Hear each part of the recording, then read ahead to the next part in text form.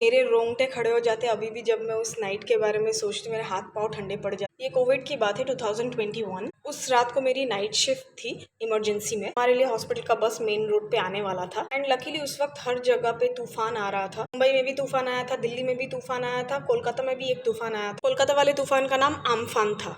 Lucky क्योंकि ये sarcastic. तो मैं तूफान में बच बचा के पूरी गीली होके किसी भी तरीके से मैं मेन रोड पे पहुंचती हूँ और वहां पे हमारी बस खड़ी रहती है।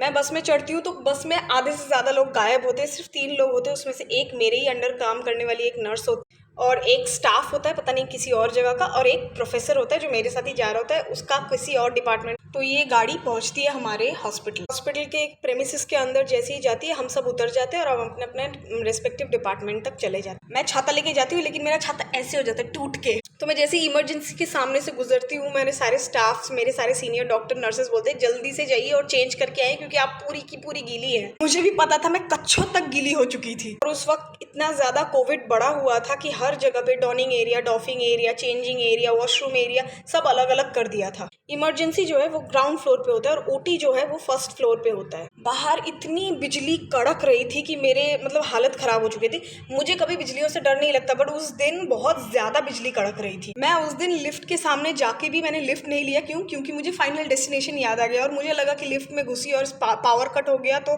क्या होगा, लिफ्ट वहीं पे रुक जाएगी और मैं पूरी लिफ्ट के अंदर फंस जाऊंगी। मैंने सोचा कि एक ही तो फ्लोर है, मैं सीढ़ी से चली जाऊंगी। एंड गेस व्हाट, जैसे ही मैं सीढ़ी में चढ़ने लगी एंड इतने जोर से थंडरस्टॉर्म हुआ, पूरा पावर कट हो गया। पूरे हॉस्पिटल का पावर कट हो गया, गवर्नमेंट हॉस्पिटल का पावर कट पूरा हो गया। जैसे ही पावर कट हो जाता है मैं ऐसे सीढ़ी की रेलिंग पकड़ पकड़ के ऊपर चढ़ रही हूँ।